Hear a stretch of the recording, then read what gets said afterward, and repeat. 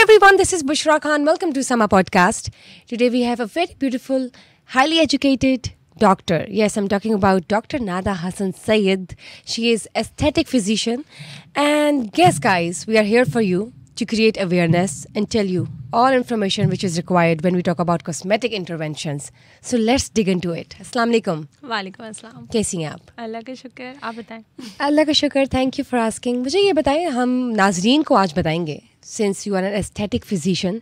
So when we talk about Dr. Nada, the difference between aesthetician and aesthetic physician. So I would like कि audience को पता चले कि market में बहुत से एस्थेटिशियंस हैं और एक नया ट्रेंड स्टार्ट हुआ है कॉस्मेटिक इंटरवेंशंस का. तो मैं सबसे पहले तो ये आप से रिक्वेस्ट करूँगी कि आप नाजरीन को ज़रूर बताएं कि एस्थेटिशियंस के पास जाके आप कॉस्मेटिक इंटरवेंशंस आराम से करवा सकते हैं या नहीं, या एस्थेटिक फिजिशियन के पास जाना चाहिए और क्या पैरामीटर्स है before you apply any procedure on your skin.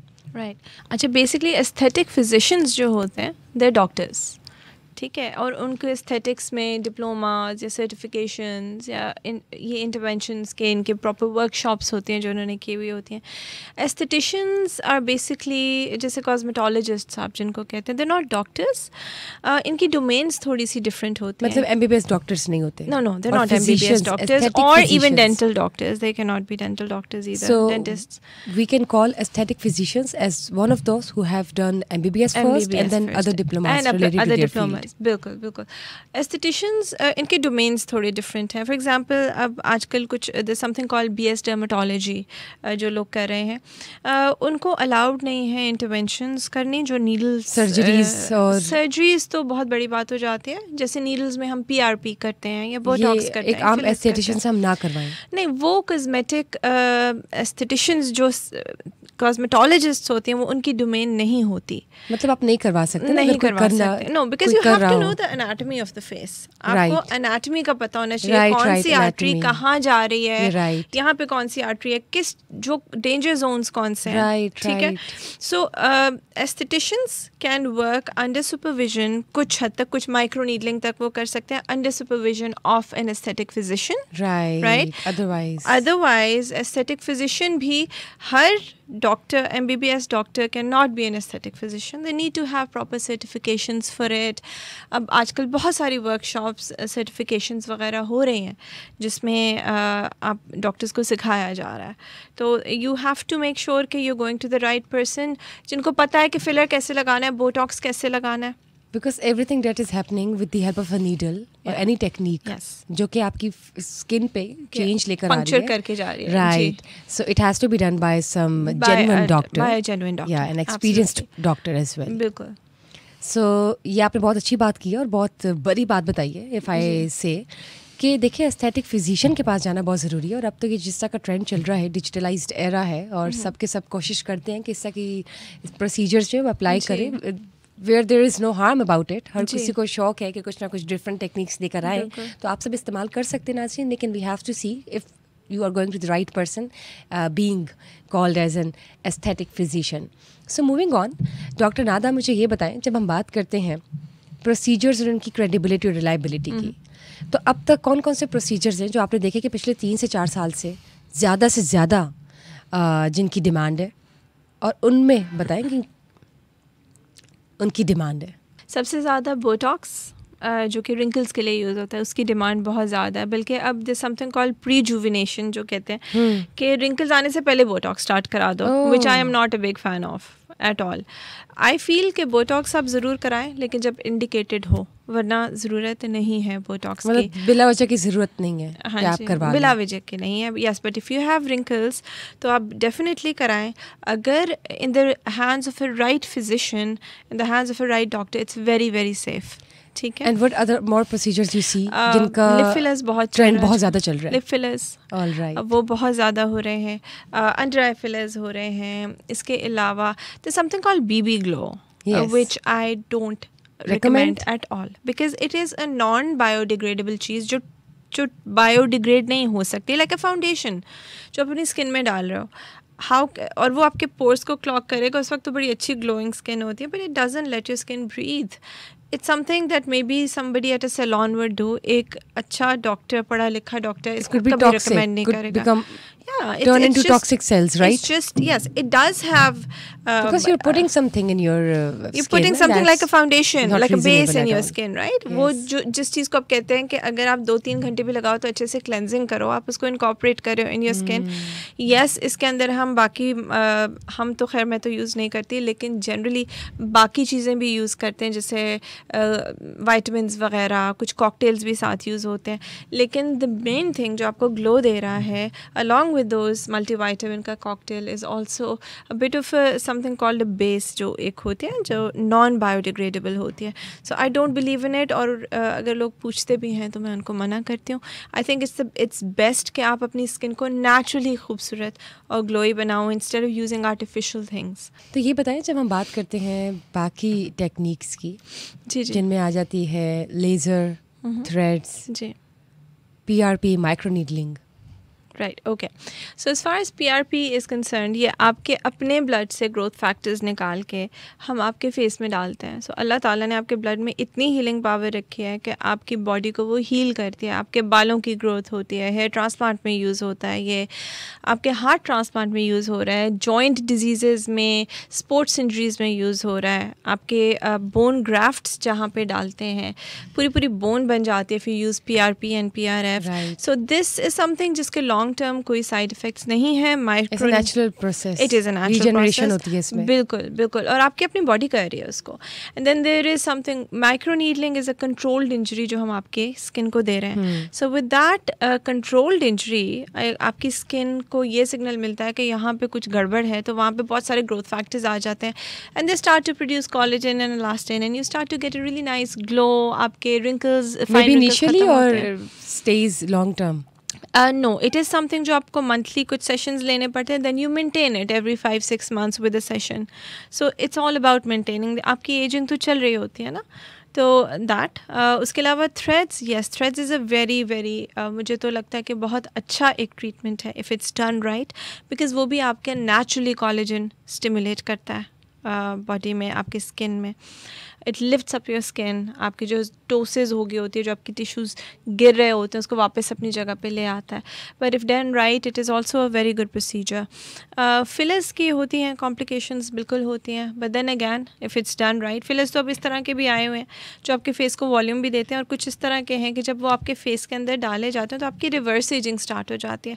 आपकी कोलेजन जैसे आपकी यूथ में बनती है उस तरह से बननी शुरू हो जाती है. For 2 years you go towards anti aging की तरफ आप चले जाते हो. So that's generally how it is. But then again I will not, मैं बार बार यही कहूँगी कि it has to be done right. And what about laser?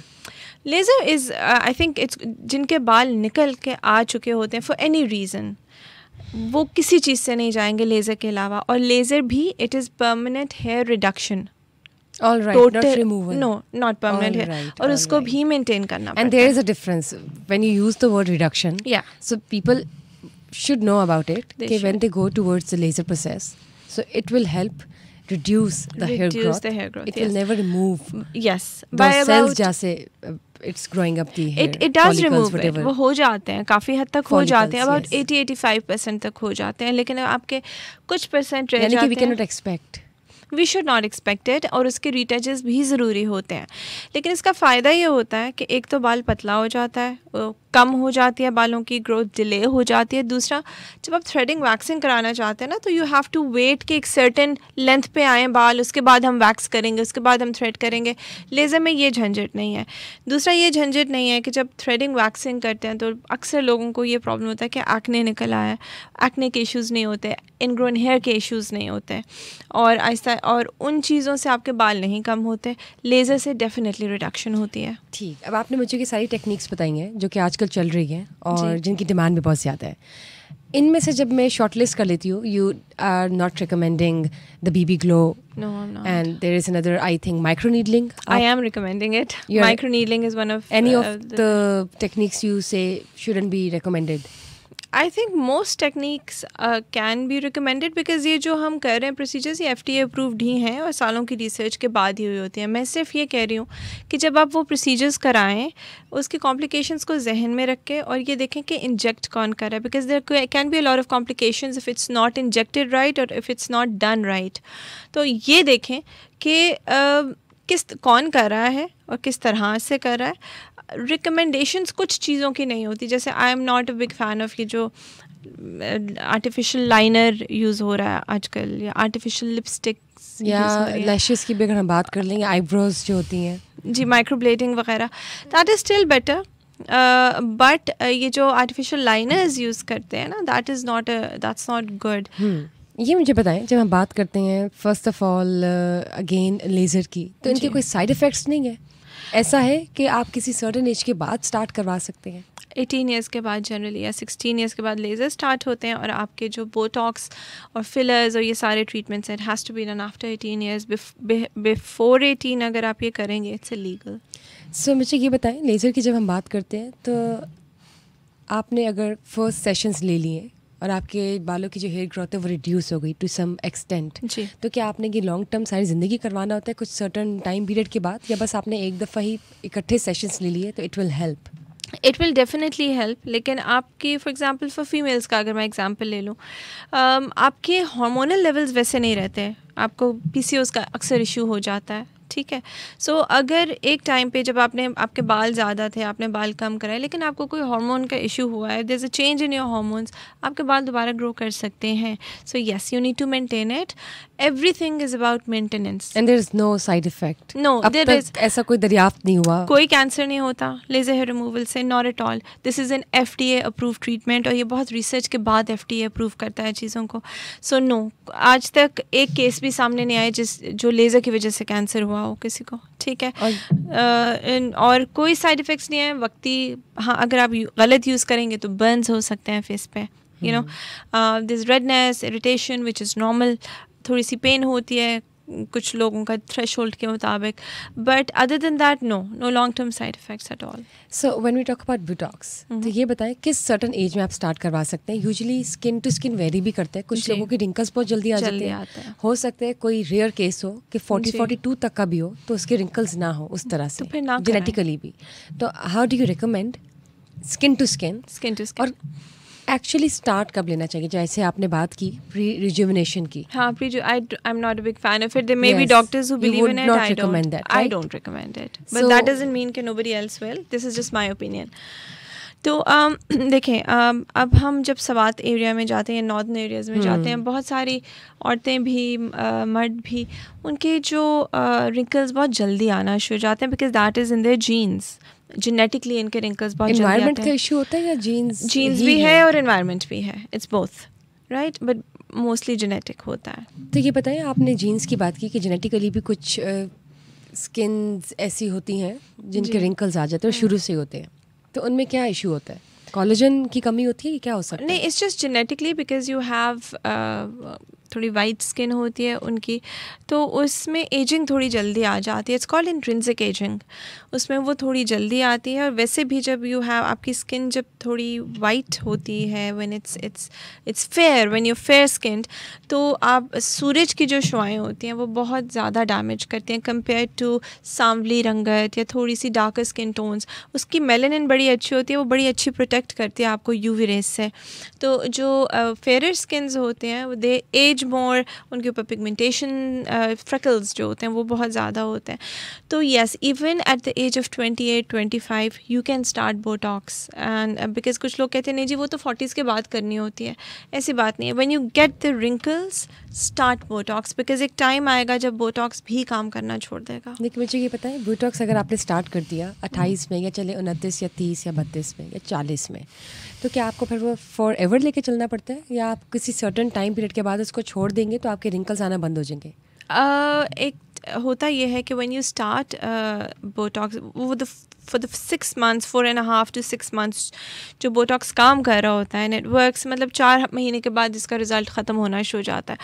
उन 4 महीने के लिए वो आपकी स्किन के जो रिंकल्स हैं उसको फ्रीज़ कर देता है, आपकी स्किन को एज नहीं होने देता। It does not let more wrinkles form. For those 4.5 to 6 months आपकी मज़ीद रिंकल्स नहीं बनेंगे जो आपके विदाउट बोटॉक्स बनने थे, नंबर 1। नंबर 2, पहले जो स्टडीज़ थी उसके मुताबिक ये था कि अगर हम बोटॉक्स करते हैं तो आहिस्ता आहिस्ता जब 4th-5th सेशन के बाद आपको बोटॉक्स ज़्यादा अरसे के लिए काम करना शुरू कर देगा.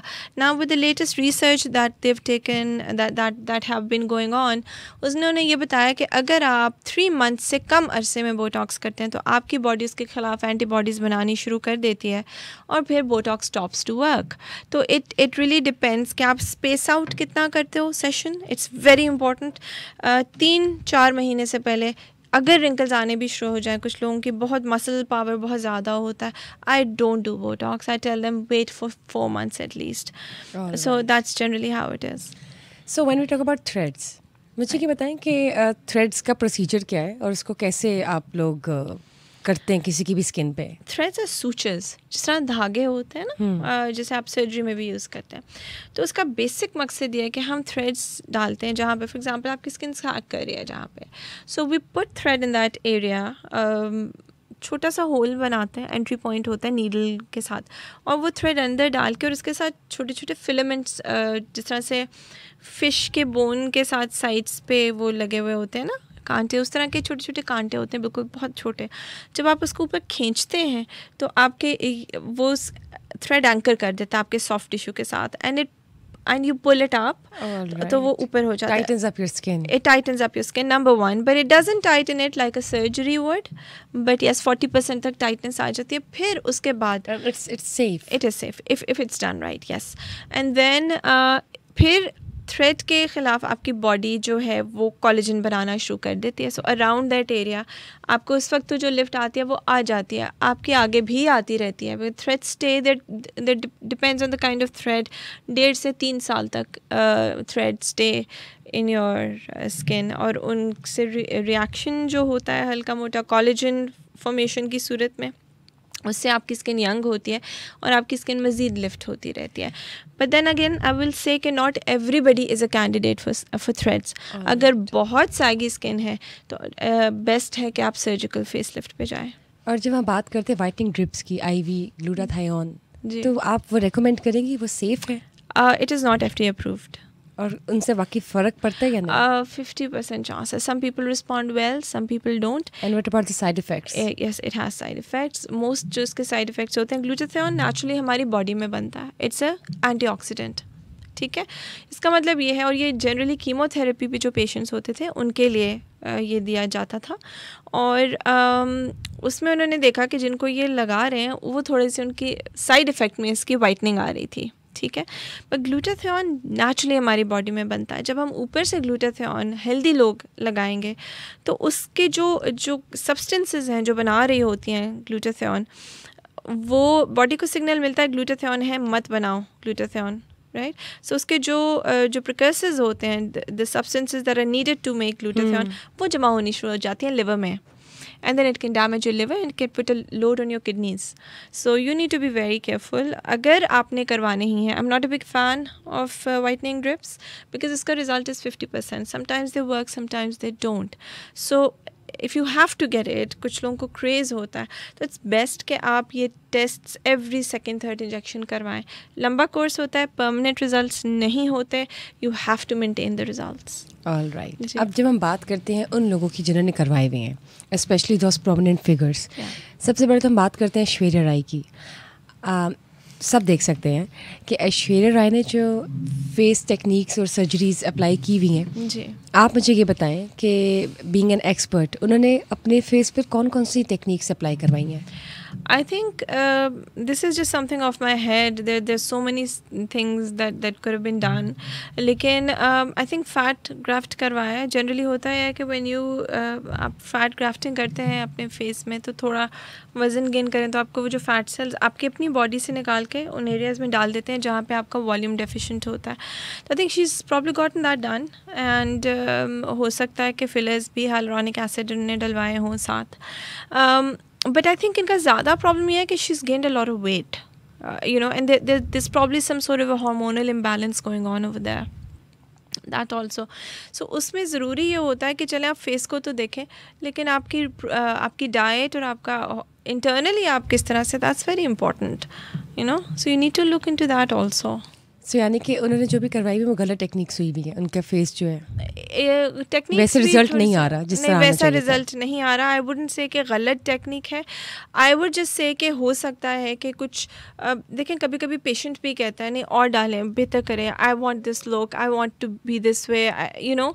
तो डॉक्टर के मना करने के बावजूद भी कुछ पेशेंट्स जो हैं वो कहते हैं कि इसको और करें. हाँ जी. तो it could be that, but I think कि जब ये ज़रा वेट लूज़ करेंगी तो she will start to normalize, because she also has a double chin, she is overall gained a lot of weight. तो उससे भी थोड़ा बेहतर हो जाएगा, because some people also when they gain weight थोड़ा उनका फेस भी भारी हो जाता है with time. And what about Shishmita Sen? She's gotten fillers done and they're बहुत they look right or not? No, they don't. I'll be honest, they don't. And when we talk about Kareena, she hasn't done anything on her face. I think but she would has, you recommend being an expert? I think she has gotten something done. मतलब micro needling, PRP तो कराती होंगी. And I would recommend कि yes, she can go for Botox. But if she's happy in her skin, then why not? And when we talk about Maryam Nawaz, yes, what do you think? What she has done on her skin? She's gotten surgeries done. Surgery है full on, and then maintaining it with cosmetic procedure interventions. So do you think people usually BB glow? Yeah. वो उन्होंने करवाई भी है या नहीं? I don't know. क्या पता कराई? I don't think so. I mean, if she's going to good board certified doctors, they probably did not recommend it. But there are so many procedures जिससे आपकी skin बहुत अच्छी हो सकती है. Why go for BB glow? Naturally जब skin अच्छी हो सकती है तो आप BB glow क्यों करवाएंगे? And you know, for her, the world is the limit. She can get any procedure done in the world. All right.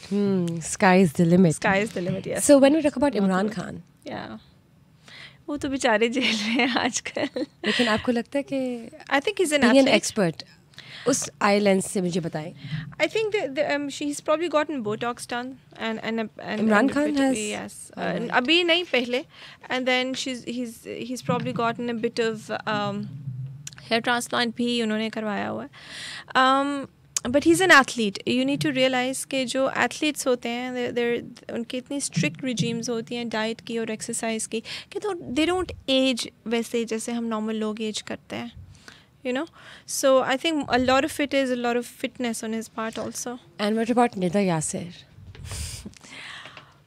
Nida Yasser, she looks like she's gotten fillers done. And they seem to be right? I think उनका naturally भी थोड़ी apple cheeks हैं. Even if you पहले भी आप अगर उनको देखो तो she has apple cheeks. तो it really depends. आपका अपना perspective है कि आपको क्या सही लग रहा है क्या नहीं लग रहा. But I think these days जो मैं इनको देख रही हूँ, she's starting to look a lot better. And when we talk about Bushra Ansari, surgery, hands down. Which surgery? Facelift. And Hina Dilpazir. उन्होंने अभी कुछ नहीं करा, लेकिन मेरे से उन्होंने threads कराए थे and something a little bit for her chin, लेकिन उनके अभी treatments बाकी हैं, उन्होंने अभी करवाने हैं. A bit of Botox, nothing very very aggressive. And what about Shagufta Ijaz? उन्होंने threads करवाए हुए हैं, वो तो मैंने खुद किए थे इसलिए मुझे पता है. और she's gotten Botox done. And what about Nimra Khan? She's naturally young. She's got beautiful skin. She came to my clinic. We did a hydrofacial for her. She's hydrofacial is effective? It is very effective. Is it? Yes. If it's done right with the right serums, according to your skin type. And how long does it last? It really depends on your skin type and how you take care of it afterwards. Okay. But yes, hydrofacial is very effective.